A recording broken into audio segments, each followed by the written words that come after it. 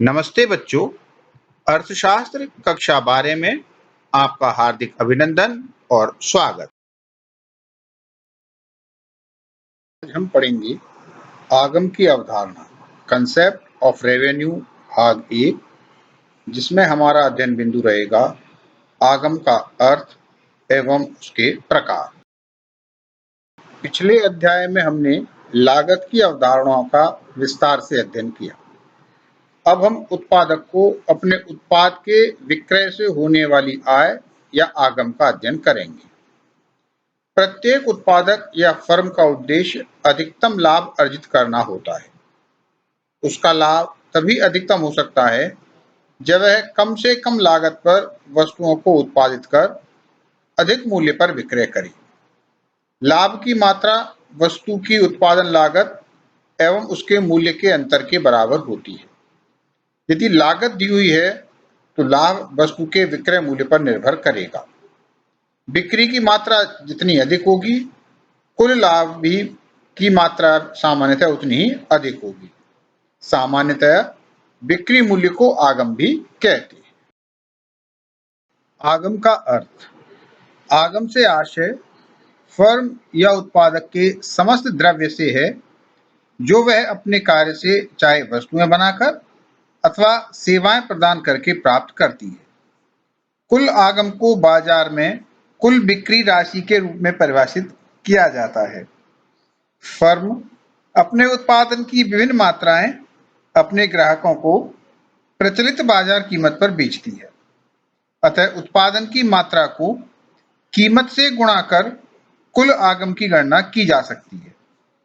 यहाँ आगम से तात्पर्य उत्पादक को होने वाली उस आय अथवा मूल्य प्राप्ति से है जो उसे अपने तैयार माल बेचने से प्राप्त होता है।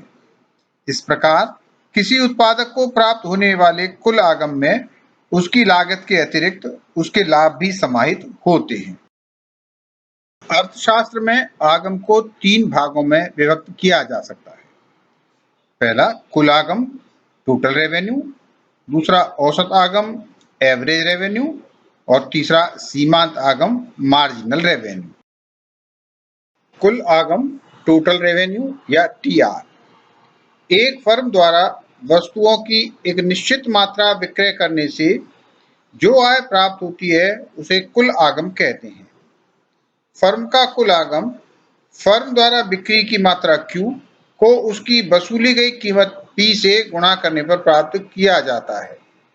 सूत्र के रूप में कुल आगम बराबर बिक्री की मात्रा गुणा प्रति इकाई कीमत, या TR equal to Q into P। यदि किसी फर्म द्वारा 10 रुपए की दर से कुल 100 इकाई माल की बिक्री की गई तो उसका कुल आगम होगा 10 गुणा 100 बराबर 1000 रुपए। औसत आगम, एवरेज रेवेन्यू या ER, फर्म द्वारा कुल आगम में वस्तु की इकाइयों की संख्या का भाग देकर औसत आगम ज्ञात किया जाता है। सूत्र के रूप में औसत आगम AR बराबर कुल आगम बटे कुल बिक्री मात्रा, या TR अपॉन Q। वास्तव में औसत आगम ही वस्तु का प्रति इकाई मूल्य होता है। औसत आगम एक फर्म के लिए वस्तु की मांग को व्यक्त करता है। मांग रेखा वस्तु के मूल्य व उन पर वस्तु की मांगी जाने वाली मात्रा को व्यक्त करती है। एक क्रेता जिस मूल्य पर वस्तु खरीदने के लिए तैयार है वही फर्म का औसत आगम या वस्तु की कीमत होगी। इसलिए यह उत्पादक के लिए वस्तु की मांग रेखा होती है। यह रेखा विभिन्न मूल्यों पर वस्तु की बेची जाने वाली मात्रा को व्यक्त करती है। औसत आगम वक्र ही किसी फर्म का मांग वक्र होता है। मांग कीमत पर निर्भर करती है। सीमांत आगम, मार्जिनल रेवेन्यू या MR, वस्तु की एक अतिरिक्त इकाई के विक्रय करने से जो अतिरिक्त आगम प्राप्त होता है उसे सीमांत आगम कहते हैं। सूत्र के रूप में सीमांत आगम MR इज इक्वल टू कुल आगम में परिवर्तन बटे कुल बिक्री मात्रा में परिवर्तन, या delta TR upon delta Q। यहाँ डेल्टा परिवर्तन को बतलाता है।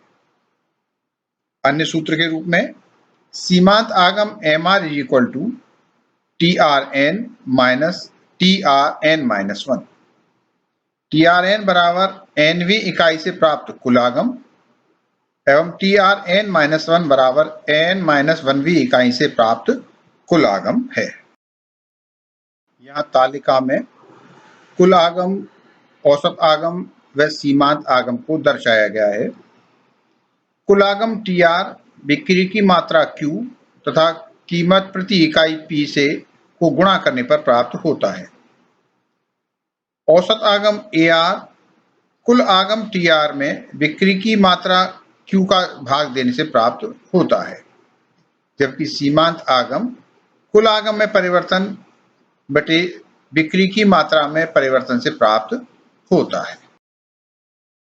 उपरोक्त अध्ययन से स्पष्ट होता है कि औसत आगम एवं सीमांत आगम की गणना कुल आगम पर आधारित होती है, अतः तीनों में घनिष्ठ संबंध पाया जाता है।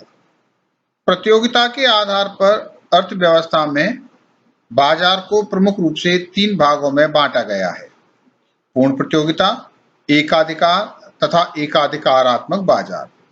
उक्त तीनों प्रकार के बाजारों में वस्तु की बिक्री तथा उससे मिलने वाली कीमत के अनुरूप आगमों में भिन्नता पाई जाती है, जिसका अध्ययन हम अगले वीडियो में करेंगे। धन्यवाद।